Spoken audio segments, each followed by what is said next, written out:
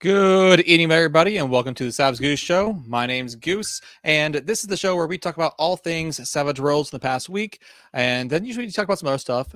Today, I don't have a main topic that we're going to talk about. I'm just going to kind of talk about some talking points I had that I don't think are really worthy of a longer episode. Just some things I've been kind of want to talk about a little bit, and I want to hear from you guys. If you have things you want to talk about, please leave a comment down below. Would love to hear from you all.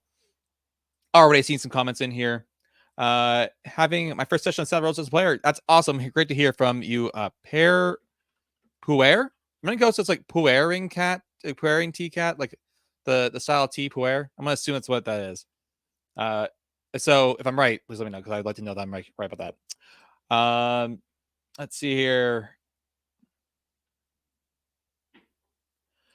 What changes do you think will come up with APG2 feedback close? I'm honestly not sure.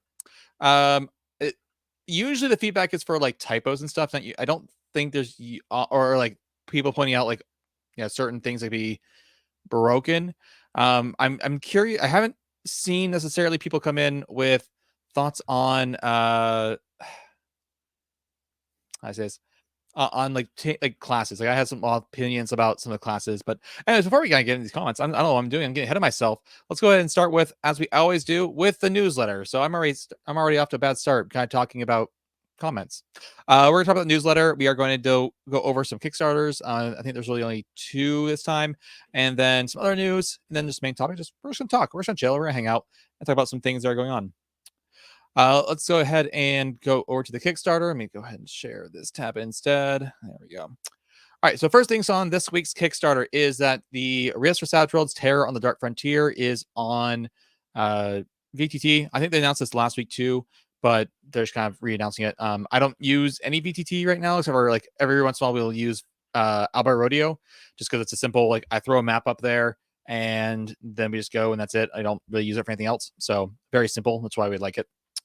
But if you use Foundry, go check out this VTT. If you want to run, if you're running Rifts, if you're running Rifts and you're using Foundry, check this out. I think if I was to invest into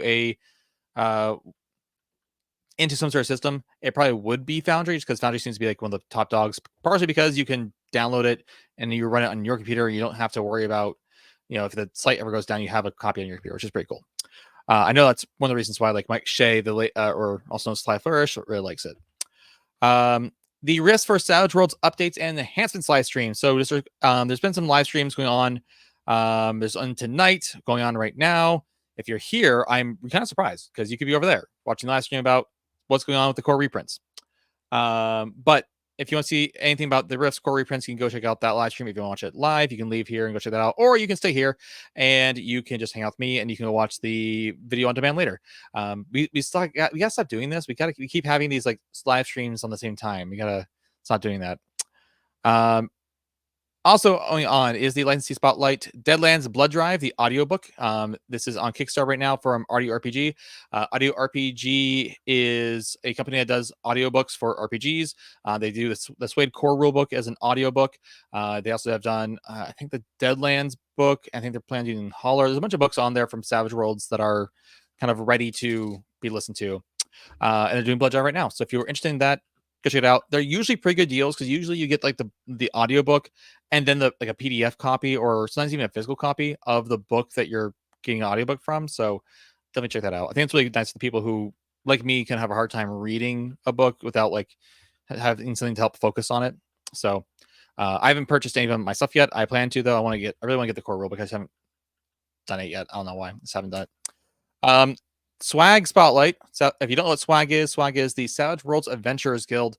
These are creators who are not like necessarily like, I'll say full licensees. They don't have like a full license from Pinnacle to pretty much like do big mass market stuff. So this is like usually more community focused content that is made and then published through Pinnacle through on-drive through RPG, and you can do it other ways too. It's a cool system.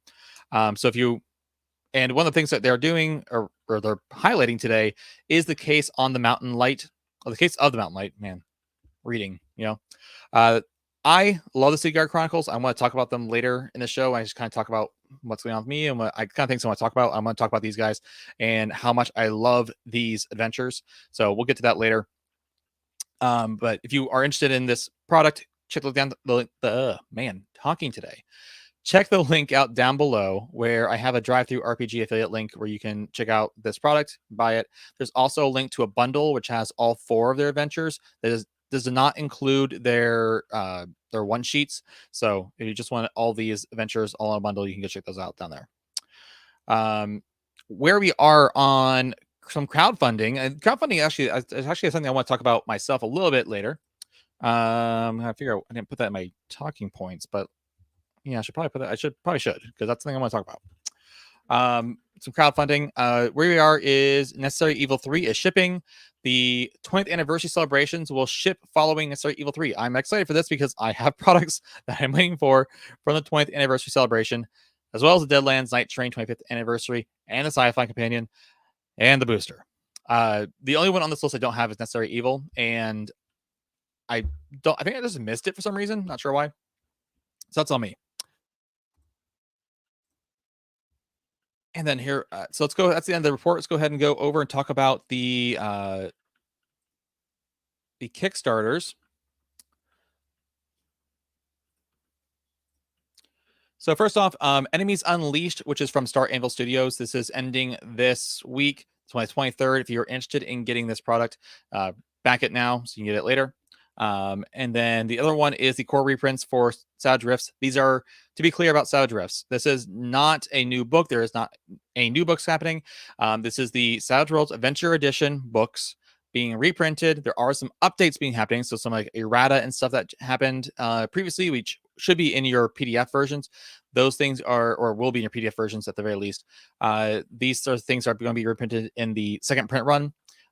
With any publishing company, this happens where people realize there's a slight wording mistake or something that's like overpowered the way it's worded, or clarifying the wording. If you look at the 2014 D&D books, which are 10 years old now, the errata for those books, I think, like the original printing, I think is like 3 pages long or something like that. I at one point printed them because I have a first print run 5e Player's Handbook, just because I just got on it right away, not because I was like, and not that I was trying to get a first print run or anything. But so those are the Kickstarters. Go ahead and remove that. There we go. Yeah. So what's going on with me? That's what I want to talk about today. Just what's on the channel. What are we talking about? What do we have?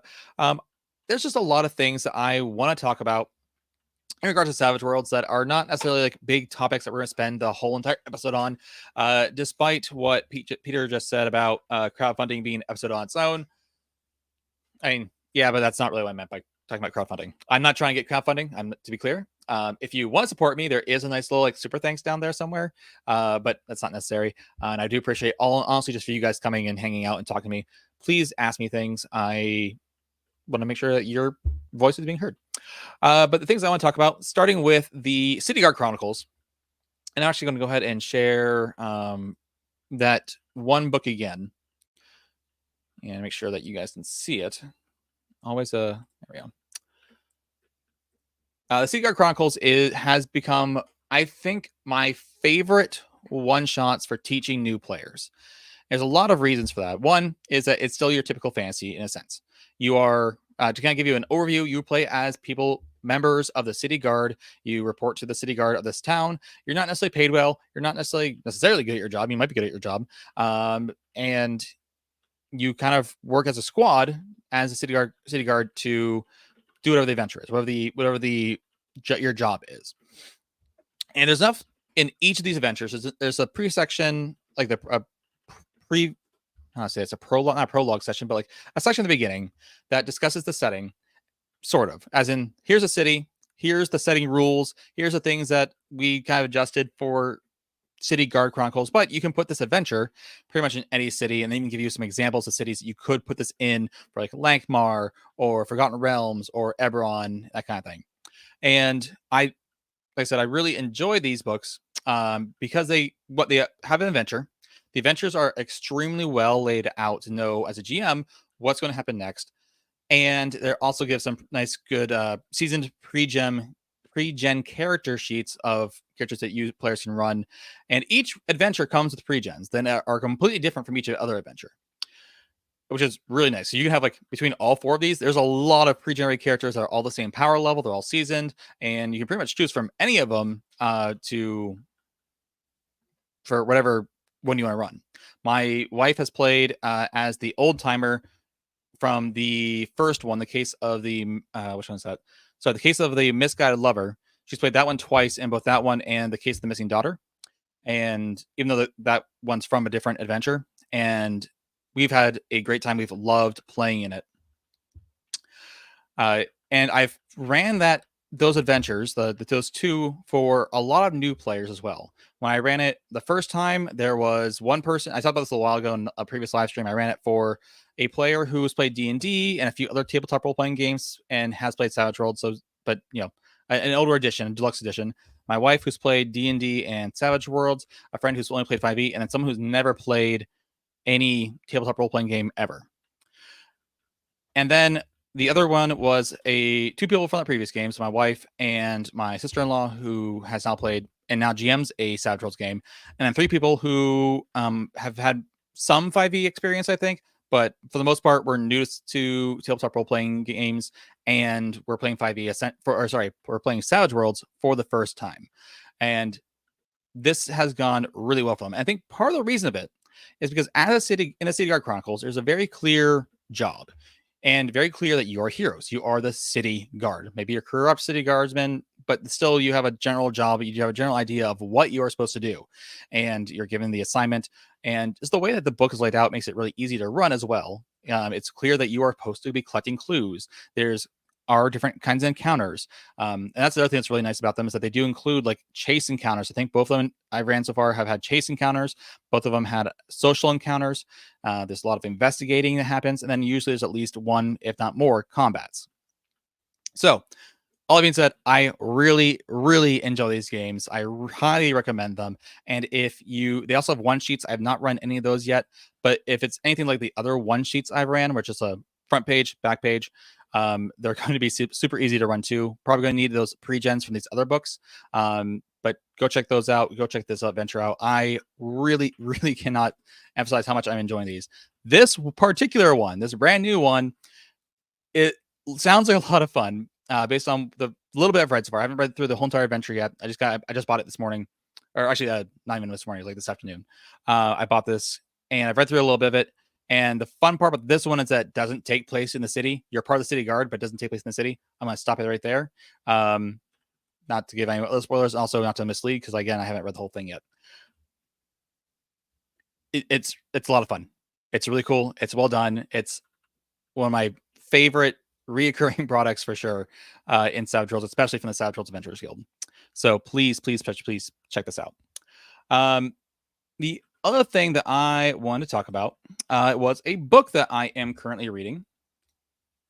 I've been looking for a book to read that's not just a Savage Worlds setting book. Like I was reading through Vermilion for a while and reading through the Eberron book. And eventually, I need to make videos about those to give my thoughts on them.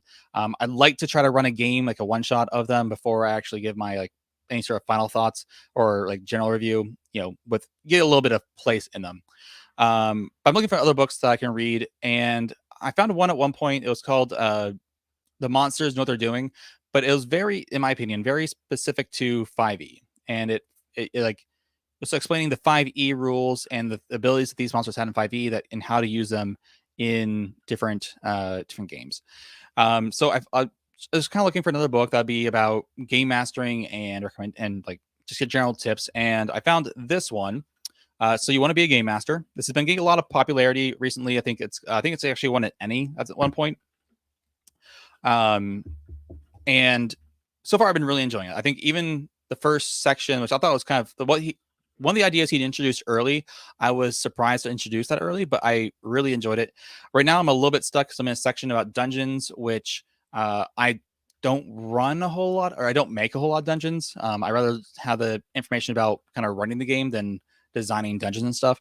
But the thing is, even in those sections about running dungeons, there is information that I am learning for other kinds of dungeons, because dungeons aren't just limited to fantasy dungeons, caves, that kind of thing.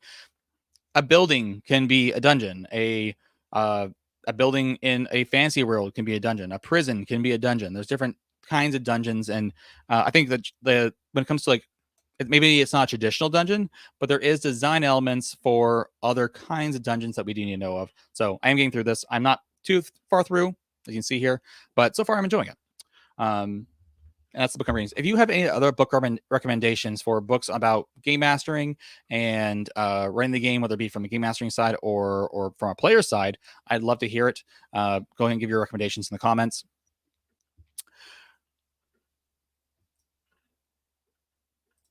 There we go. The other thing I wanted to talk about is I did a live stream a while ago with Paul, and I can't remember Paul's name for the life of me right now. I apologize, Paul. But Paul from Tablecat Games did a Kickstarter for a book that he had already released technically before, called Street Wolves. The synthwave powered Savage Worlds setting. I'm going to share this tab real quick. This is the Kickstarter. And ever since we had this conversation, I have been on a I don't know why, but synthwave retropunk. And the thing is, when I look up synthwave and retropunk and outrun and all these other styles, I'm realizing that they don't really necessarily capture what I'm meaning. But the ideas represented in this book to me feel like cyberpunk, but set in the late 80s, early 90s. And it reminds me a lot of the movie Hackers. When I look at the setting, I read through the setting, I thought the movie Hackers a lot. If you've seen that movie, I really enjoyed it. But that's kind of what the thought process I get. And I've been trying to find other movies that have that sort of feel to me. Maybe not necessarily the hacking side. I would prefer to get more fun hacking stuff. But some of them don't really have the hacking side, but some of them are just the fighting side. I watched the movie Drive, and not the one with Ryan Gosling. There's another movie called Drive. I don't remember what year. I think it was 80s or something like that. And that also had a feeling of something I was looking for, where it's got bar scenes and this future looking, retro future looking, as in it's what the past thinks of the future. And I don't know. There's a whole bunch of that stuff I've been trying to watch and consume lately, that just because I'm really excited to get this book and run this probably as a solo play for a little bit. I really want to run this probably really as a solo play. I want to at least run it at least a one shot with it, but I kind of really want to run this as a solo play. I think I'd have a lot of fun playing a Street Wolf just by myself. So that's something I'm super interested in and just I'm excited for, and I'm hoping it comes out soon. So Paul, if you're here, please, I know you're almost done, almost ready to release, but I'm super excited, and I'd really be happy to get this sooner. All right, so that's that. If you have any recommendations, by the way, for some sort of outrun synthwave 80s retro feeling thing, go for it. I have heard a lot of the other ones I've seen are either just rated too high, R or TVMA. I'm I don't really want to watch that. Right, at least not right now. I consume a lot of media while I'm working, where I just on a third screen, where I just have something running in the background. I was watching Big Trouble in Little China today, which has some sort of so I don't know. It seems reminiscent. I can't really quite pin down what it is about that feeling, but yeah, there it is. So I'm super excited to get my hands on that product once it comes out. I did want to mention though, the way that I describe this setting is not necessarily, I think, the way that necessarily Paul, who wrote it, is the way he describes it too. I think we're very similar, but I think there is a little bit of difference. And I think it is an interesting thing to look at, how we look at settings, because I think sometimes, or often, even though the author has an intended theme and thematic that they're going for, I think often we as consumers put their own little spin on the setting, the way that we see it, the way we envision it. Even though we're reading the same words, the words that the author wrote down, I think we often reinterpret this a little bit to see our own style. And even as players, sometimes, we have anywhere, who knows how many different imaginations going, and all of us are imagining it a little bit differently. I think that's an interesting take on just thought on how I'm seeing this particular setting versus the way that other people and the author may have seen it. So yeah.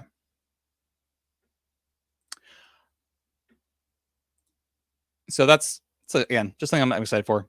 And yeah, I did want to mention Swag Timber. I don't have anything for this right now, Swagtember is coming up. Swagtember is when there is a bunch of swag creators who submit a product to a bundle, and then they release that bundle in September as a big, usually a pretty big savings, like to get all the products together. I know that the people who run that particular bundle are working on getting that all finalized and such. They'll be locking it on August, I think August 31st. 30 days has September, April, June, November. Yeah, August 31st. And they will be releasing it on September 1st. On September 2nd, which is a Tuesday, I believe that's right. Am I right? Pretty sure I'm right. Yeah. No, sorry. On Tuesday, September 3rd, during our usual live stream that day, I'm going to be going through the bundle and just talk about what's in it, what products I'm excited for, and just kind of talking about what local stuff, and hopefully convince you to partake in supporting our swag creators. So look forward to that. I'm looking forward to it. Swag Timber last year was pretty cool, and I expect that Swag Timber this year will also be pretty cool.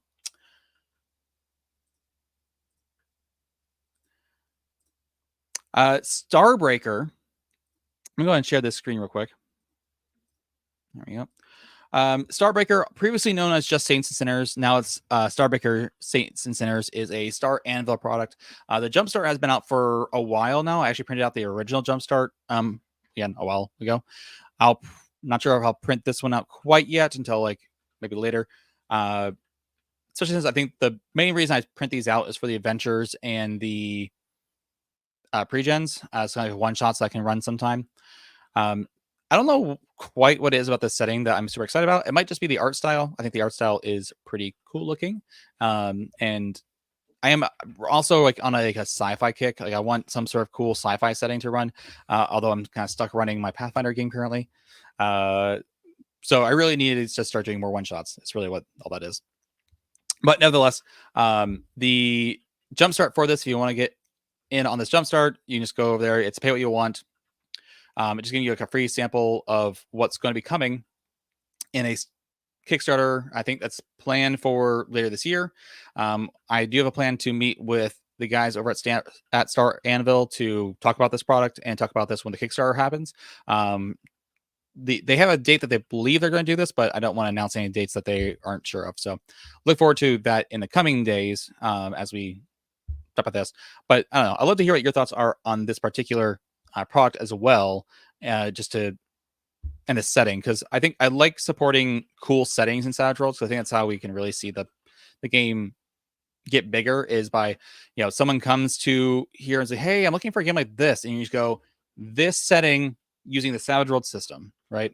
And that's one of the beauties of Savage Worlds, and that's one of the reasons why we like it so much, is because they can do pretty much any setting that you can imagine. But yeah, so look forward to Starbreaker and the interview that we're going to be doing later this year about it. Crowdfunding. I mentioned the crowdfunding, I think, a couple of weeks ago. I need to log in. I just realized I was not logged into my Kickstarter to show you guys this. And I have a lot of projects that I'm waiting for. And I just added one this week. So that's, not great. Like it is great, but also like, let's see here. Share the screen instead. There we go. And we'll just add this stage. So like right now I am waiting for, let's kind of scroll down here. Boop, boop. Okay. Yeah. So I'm waiting for this 20th anniversary. I'm waiting for the Deadlands Night Train. I'm waiting for Sci-Fi Companion. I'm waiting for Sidewinder Recoiled. This is going to be a drive-through print-on-demand product. So I'm kind of waiting for that one to get those coupons so I can get that printed and ordered. I can't remember if Paul's sending this out or doing print-on-demand. I want to say print-on-demand, but I can't remember for sure. This one's actually is received. I can actually mark this one as done. I haven't purchased the print-on-demand yet, but I do have that coming. The Savage Worlds with Solomon Kane. This is going to be a big product. I'm looking forward to getting that. This was probably a mistake, but we don't talk about that. The Advanced Player's Guide 2, and then Blood Hunt from Vermilion, and Robotech Among the Stars. There's a lot of Kickstarters I'm waiting for. How many was that? 1, 2, 3, 4, 5, 6, 7, 8, 9. 9, and I'm really excited for almost all of them. And I really need to figure out again a way. Probably going to be like Saturday one shots to get actually play all these games. Partially because I want to make sure that you guys get to know if these, my thoughts on them, so you can know if you should go buy them or not. But also, just so I can play them. There's no point. Some people are collectors. I actually don't really want to be a collector. That's fine if you are. If you're like one of those people who likes to collect a bunch of RPGs, I do want to actually play these. It's just a matter of finding the time to play these. So, yeah. I think I had more I wanted to say about those. I mentioned this last week where I am concerned about how many Kickstarters, specifically Pinnacle, has been putting out that we're still waiting for some delivery on. I know we give expectations of how long these deliveries are going to take, and I don't know if they have been exceeding those expectations. But it is one of those things where I feel like I'd like to see those come sooner, or be more. I'm not sure what's causing those delays or why it's taking like that long. I don't know if it has something to do with partly with the publishers, but I think it'd be nice to start seeing some of that stuff happen earlier on and getting those products sooner after the Kickstarters. Just my thoughts. I'd like to hear yours, because I think often this is the way that I know this is one of the bigger ways that they're making their money ahead of time, make sure they can cover their costs. And I just want to make sure that hopefully that Pinnacle is doing things in a way that's going to let them continue to operate and keep our game alive, because we love this game. I want to see it stay alive. I want to make sure this isn't a sign of something else that they need help with or something. So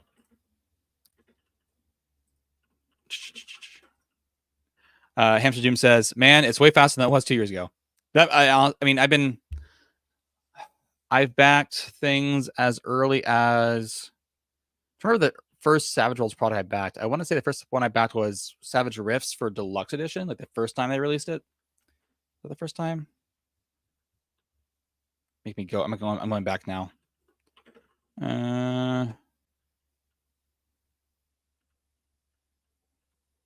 So far, yeah. First thing I did for Savage Worlds was the Rifts for Savage Worlds. The first time I did it for Deluxe Edition. I can't remember how long that took to get, but that's good. It's faster. So I'm glad to hear that, actually. Thank you for that insight. Right. Is there anything else I wanted to mention? There's one thing I think I want to mention, but before we do that, I want to talk about, just go through your comments real quick. Going back to the beginning, Purring Cat says, was really leery of the swinging nature exploding dice. And then I one-shot several extras with a summoner. I summoned Cougar. I am a very happy camper. It's fun.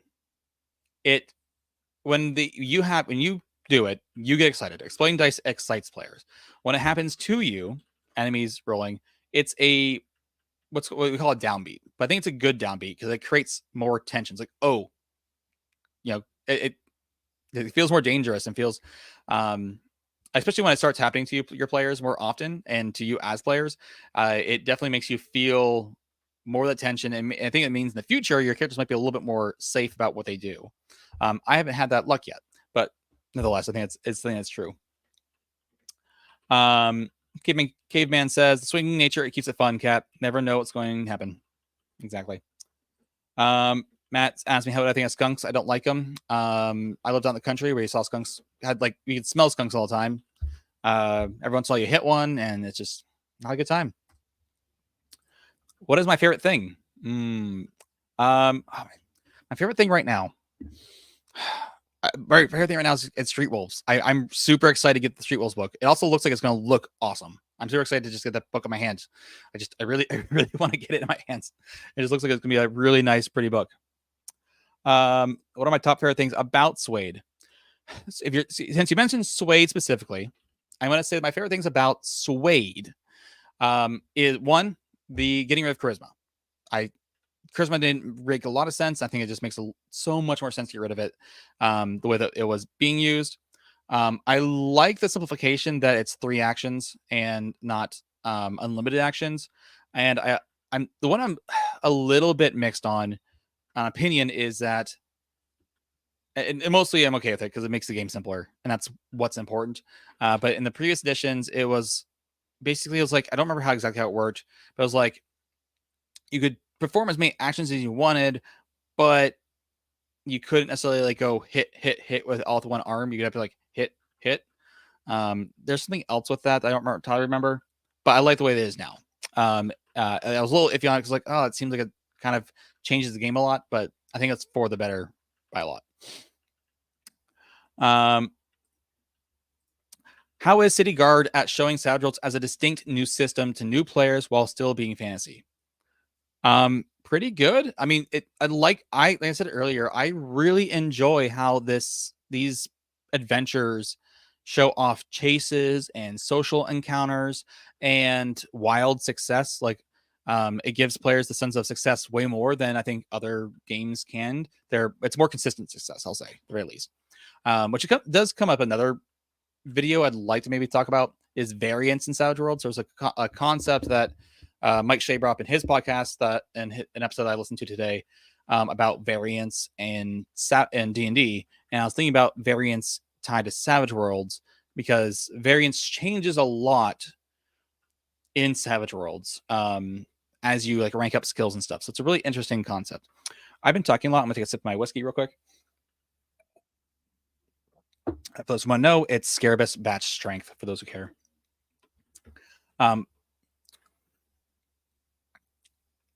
As far as it being a distinct new system, I think the problem, I'm putting some air quotes, is that it's because it's fantasy, people, I don't know. I think people generally see it as a more fun, more engaging system. I'm not entirely sure why, but I think City Guard does do a good job of showing off Savage Worlds in a subtle enough way without being like, oh, look at Savage Worlds, but also like it does the thing. It does show off Savage Worlds and its good subsystems, but I think it does it in a way that also doesn't go, I'm here to show you what Savage Worlds is like. It's like, no. We're focused on the story in the game, but still showing you these cool things that you can do with it in a natural way. So I think that's why I'm going to answer that question. But yeah. Xavier says, oh my gosh, yes, just played 2 back-to-back. That is cutting off my face.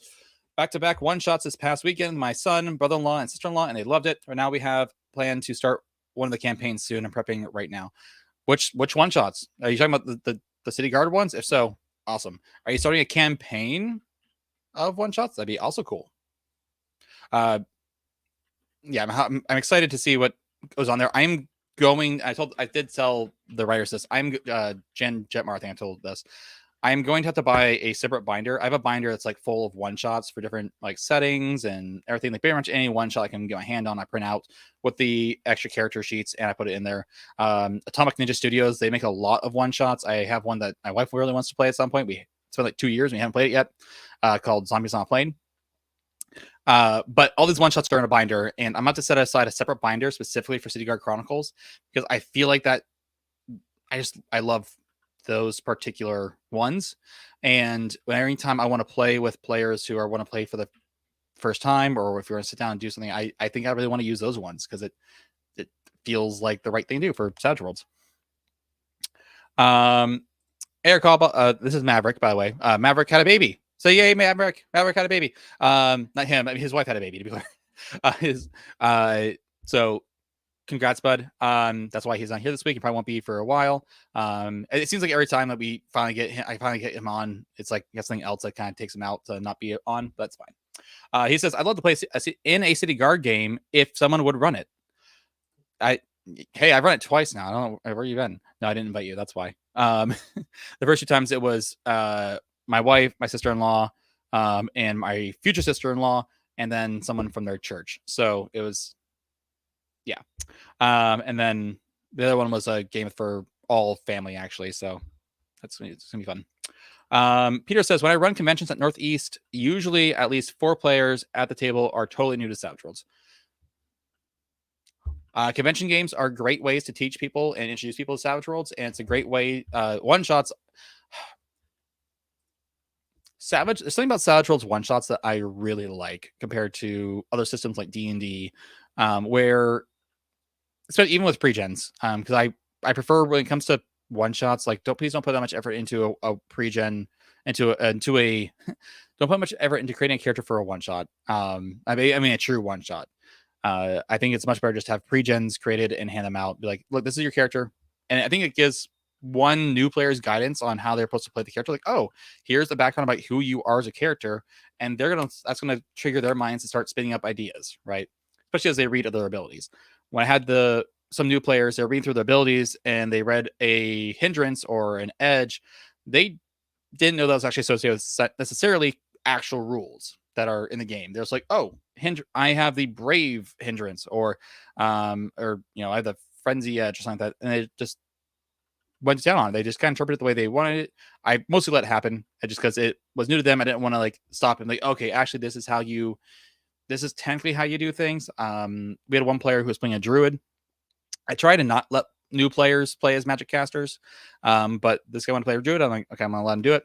And so I never actually had him spend power points to change into animals. I just kind of let him do it. Like, I mean, he still had to roll for it, but I just kind of let him do it. And he had a lot of fun. And he was already iffy about D&D because when he played D&D, he felt like he wasn't able to wrap his mind around certain things. And I had to convince him to come play with us. And afterwards, he's like, no, that was a lot of fun. And that was much easier for me to wrap my head around because we went for a story first kind of game. You tell me what you want to do, I'll tell you what you need to roll. And I'm going to make it simpler so you don't have to worry about mechanics that I don't call for, like PowerPoints. So, I think so. They're great convention games. I'm thinking I was going to go to a convention in October here in Pittsburgh. I'm still going to try to, but there's something else going on that weekend. I can't remember what that might prevent me from going. Family stuff. So we'll see. I think this was about Cigar Chronicles. Yes, I'll second this. The trade dress alone is worth the purchase. The trade dress, Savage Worlds, I think in general, especially even the swag products, have a unfair level of good trade dress. I don't know if it's just Pinnacle doing a good job making sure everyone knows how to do good trade dress and having good guidelines, or just that we have really good people in the community who know how to do good trade dress, like Carl Kiesler. So I don't know. Hamster Doom says, I like Mike Shea's books. Yes. I listen to Mike Shea's podcast. I've read through the Return to Lazy Dungeon Master. I have a PDF copy of it. I want to get a physical copy of it at some point just because I want to do more adaptation of his rules and his like workflow for making games easier, including your own pre-gen games. And maybe even like not necessarily stealing that to show you guys, but like not to show you guys, but like talking through how you can run things more easily. Hamster also says Big Trouble maybe an American Wuxia. I don't know. I think there's this thing about the truck driver, and the 80s setting. I mean, it's set, I think, kind of modern day for themselves, but this thing about it, like now looking back at it, that just feels kind of cool and retro. It might be just the millennial in me who's extremely nostalgic. I don't know. Peter also says Sidewinder is going to be good. The talent behind it is deep. Yes. I mentioned Carl Kiesler earlier. He was on this project, and the art style looks clean and slick, and I'm extremely excited to get those books on my shelf as well. Even though I've already spent all the money on these Kickstarters, I gotta use this YouTube money, to pay for these books. So to get them printed, to be clear, to get the print demand. So those are coming. Print demand is still expensive, but still, yeah, I'm support. Sorry, Peter, I'm not sure. I don't remember what you said. What this was about. My bad. What is my favorite Pokemon? That's a hard one. Because I'm more of a Digimon guy. My favorite Digimon is Terriermon. I have a plushie of him upstairs that my kids now sleep with. I didn't watch a whole lot of Pokemon. I like the games of Pokemon better, to be clear. And Digimon finally has a good trading card game, but definitely more of a Digimon guy. If you haven't already covered this already, what are your favorite Savage Worlds settings? Savage Worlds settings. Okay. My favorite one, probably just because it was the first campaign I ran. Okay. That was extremely successful, was Interface Zero. I had a lot of fun running that. It was a kind of a normal, very, I'd say, very normal uh, sci-fi setting, and I ran a campaign for that one. Can't remember the name of the campaign right now, but it's Last Parsec is the setting. I really enjoyed that. Vermilion, I think, is an amazing fantasy anti-hero setting. The artwork is beautiful. The idea is great. I love that one. Uh, Deadlands is also really intriguing. But the only thing about Deadlands that almost scares me is just how deep the lore is, and sometimes deep lore just kind of scares me away. This isn't really a Savage Worlds setting per se, but there is a Savage Worlds book, the campaign setting for Eberron, that's really good. It's not specifically to Savage Worlds, but it's a really good conversion that it's may as well be a Savage Worlds setting. I'm gonna be figuring other ones. I'm excited for Street Wolves. I have the PDF for Street Wolves, but I wanna read it physically. I know I'm forgetting one. People are like, Goose, you were talking about this before. Why are you not talking about it now? And I'm talking about specifically about like full on campaign setting books. Like Seaguard Chronicles isn't really like a setting per se, but it sort of is, but sort of isn't. But I'm gonna go with those ones.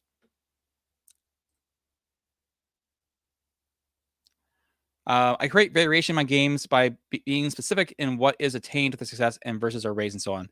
Yeah, I think that's really helpful. That is one of the helpful things to kind of make things more interesting. So I'm going, not sure where it came from, but I'm going to hide this for now.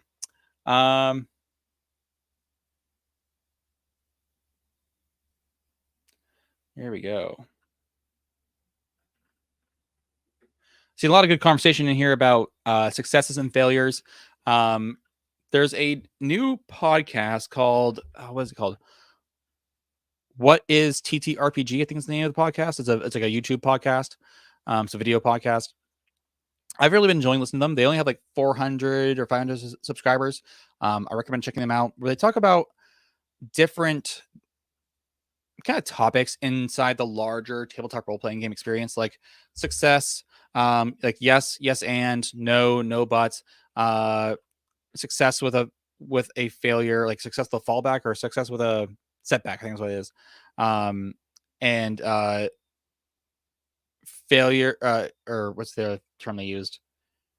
Failing forward, and like talking about all those kind of levels of succeeding and failing, but not succeeding and failing, and giving like different levels to those. And it's a really good episode. The only problem I have with the podcast is they haven't talked about Savage Worlds yet. And I keep telling them, hey, these topics are really good discussion around Savage Worlds. So you need to play Savage Worlds so you guys can incorporate Savage Worlds into your discussions about these topics. So I've asked them several times to do it. And the only reason they actually know Savage Worlds exists is because of Deadlands. So hopefully they'll play some Deadlands soon.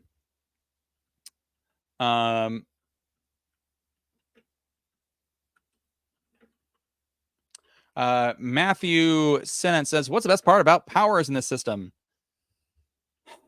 I've been thinking about doing a video about this for a while. I did sort of a video about this before. I'm thinking about doing it more, another video, either live stream or maybe a video about this. What's great about the powers is that they're simple. Powers, a blast is a blast, a burst is a burst. What makes them good is trappings.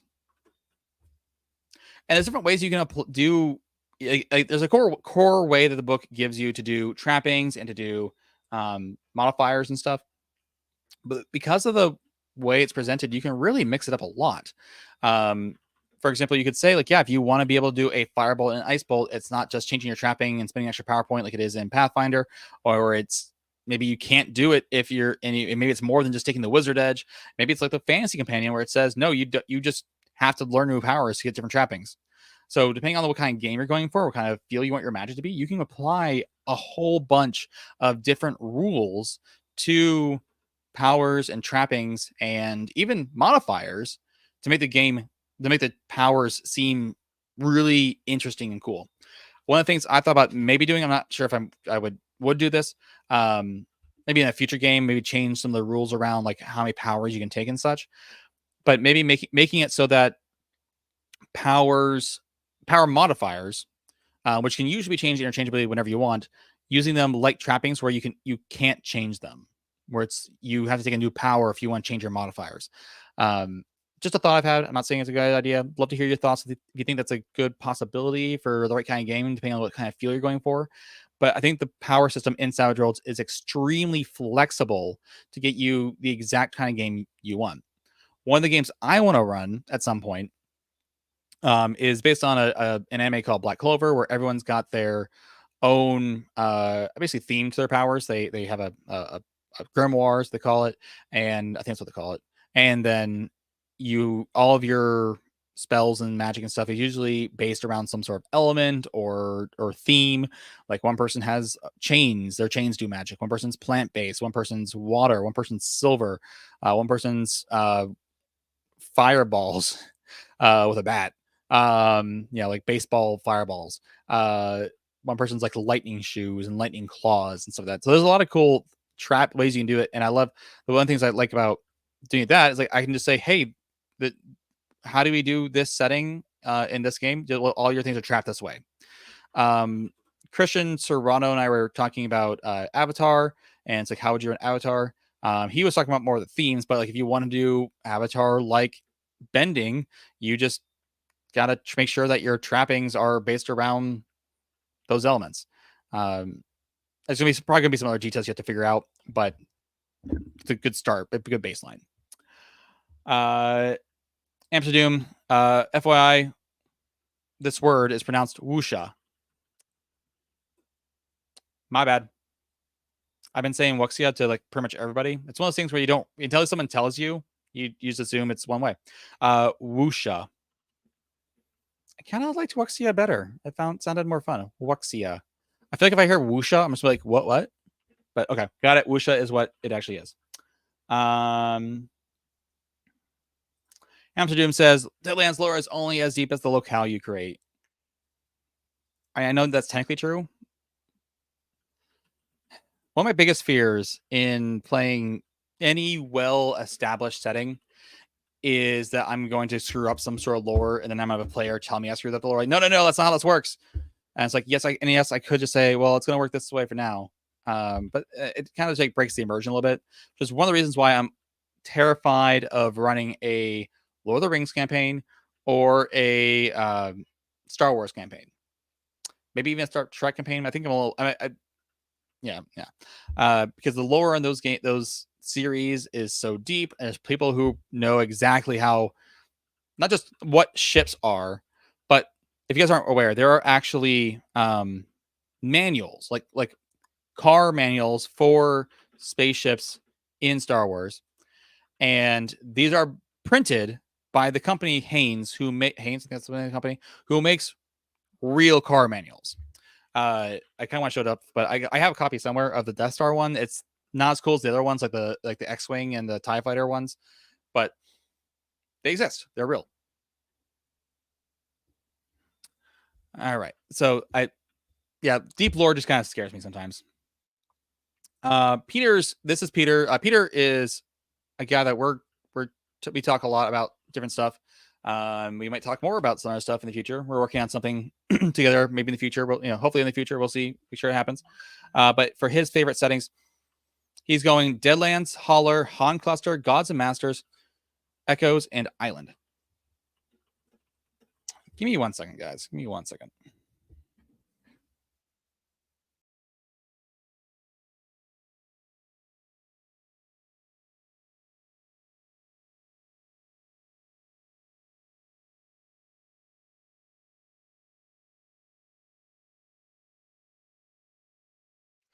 I don't know if it's because someone was asking me about skunks earlier, but I was smelling skunk.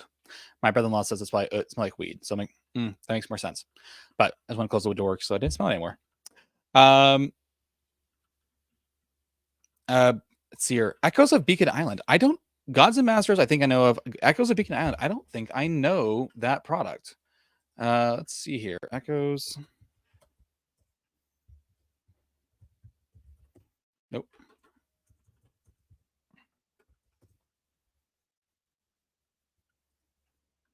Echoes of Beacon Island.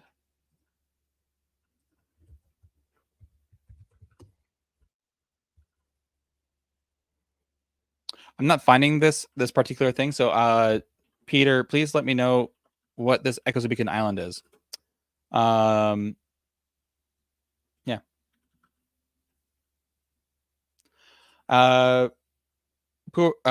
Puering T Cat says, "Oh yes, yes. Earlier, you're right. Puer. It's a T type. It's a pun of purring. Perfect. There's a tea shop in Squirrel Hill, which is a neighborhood here in Pittsburgh. That has a really good tea shop called what's it called? Dobra. I want to say it's called like Dobra Tea, but it's a really good tea service tea shop. Really enjoy going there. So I've had some puer from there. Beer says it's Woosha. That seems right. Seems closer. Yeah, cool.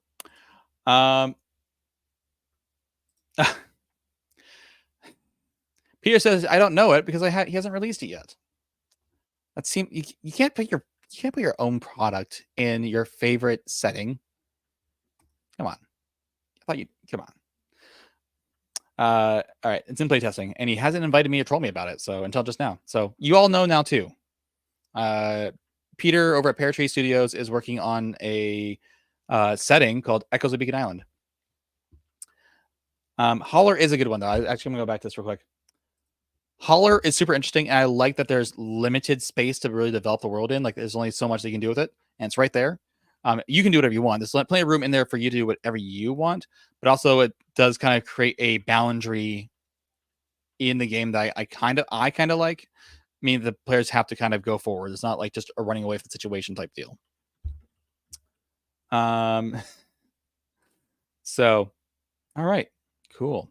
The last thing I wanted to talk about, now that we've gone through all the comments, I appreciate all of you for staying around. I'm not talking about a specific topic, and I feel like I've had more people watching today than usual, and I appreciate you coming. I'm sitting down this time. Is that why? I wanted to have a more laid back approach, so I sat down. But the last thing I want to talk about is actually not Savage Worlds related. There's this one product, tabletop role playing game that I've been hearing a lot about, mostly through Mike Shea. If you don't know who Mike Shea is, by the way, we talked about him earlier. He has a good book called Return of the Lazy Dungeon Master. It's basically on how to spend less time prepping as a DM and only prepping what you need. He's done a lot of cool stuff. He's got the Lazy Dungeon Master podcast. I think it's what it's called, the Lazy Dungeon Master Show. And I listen to that. It's once a week podcast, really good podcast. But he's been talking a lot about a product that just won 4 Ennies at Gen Con. And if you're in the space, you probably know what that is, and that is Shadow Dark. Amsterdam, he's like, oh, Shadow Dark, nice. Yeah, Shadow Dark. So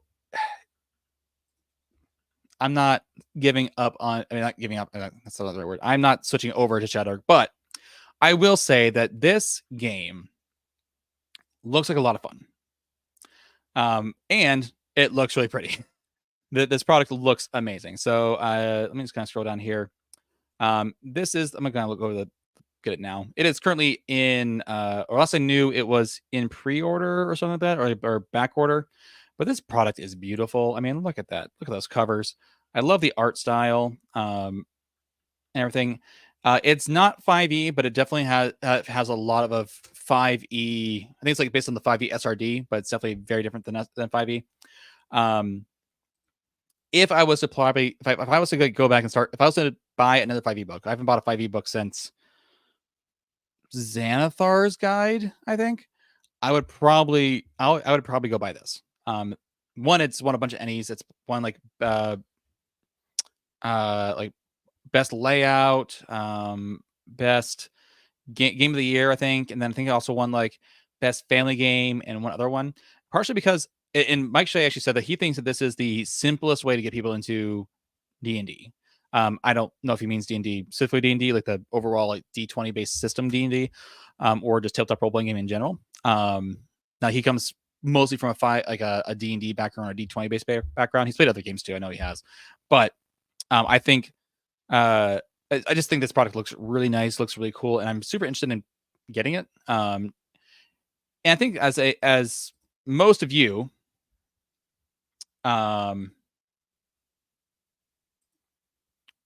sorry, the I think for most of you who are here, you guys care a lot about the tabletop role-playing game community, obviously specifically about Savage Worlds. But one thing that we need to do in Savage Worlds community is to also try to make it better, right? We're not no game's ever going to be, I don't think it's ever going to be perfect, but there's a lot of things that we can kind of steal. I say steal, borrow, whatever you can call it, from other games. I'm not sure what that is from this game. There's one of the things that people talk about the most, I think, with this particular game is that whenever you light a torch, you set a physical 1 hour countdown. And as soon as that countdown goes out, whether it's in the middle of turn or whatever, that light goes out. That just sounds really fun and cool. That might be something that you might want to steal. And there's a bunch of other games where there's other ideas that people steal. And I think there's some things that people have stolen from Savage Worlds. And there's some things that I would personally steal from Savage Worlds if I was to ever go back and play D&D. For instance, I like the on hold way that on hold works in Savage Worlds way better than I like it in D&D. I like the way that bennies work way more than I like inspiration. As just a simple reroll, and you can have multiple of them, those kind of things. So, yeah. So I think it's important that we still pay attention to other good games, especially games that are doing well and are well received by the community. And a game that gets 4 Ennies, and seeing what do people like about it, and what can we steal for our own games at home. So. Maybe not worth buying the full book for the full price, but I think it's worth at least looking into. There is a quick start on Drive Through RPG. It's like a player's guide and a game master's guide for Shadow Dark, so you can get like little things used to it. But I think it's a really cool looking game, and I'd love to. I would just love to have it on my shelf. For those of you who are designing books, take a look at this design. It looks really pretty. It actually kind of a little bit reminds me of. It feels like a grittier. I don't want to say that. I don't make the comparison. There's some books I can think of that like I have like a similar aesthetic where it's like just black and white or simple colors, like 2-tone colors or 3-tone colors. So anyways, I think that one looks great. Pierre says, I love that torch mechanic. Yeah, it's really unique.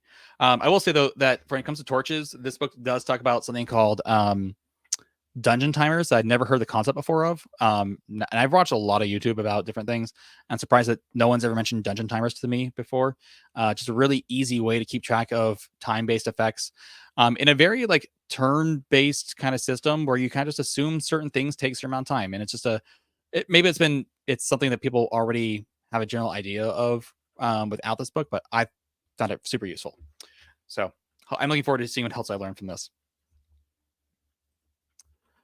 All right, so that is everything I have this week. I appreciate all of you who came and watched the stream, especially since you could have been watching or maybe you were watching both this stream and the Savage Universe stream. But I appreciate you coming.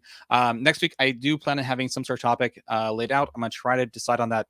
I need to get these created earlier, so I can think about them earlier. And I'm gonna try to have that done by Thursday.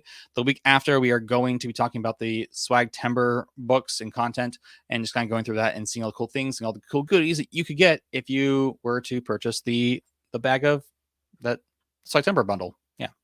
So looking forward to that. Thank you all for joining me. You all have a great day and a great evening, and I'll see you all next week. Cheers.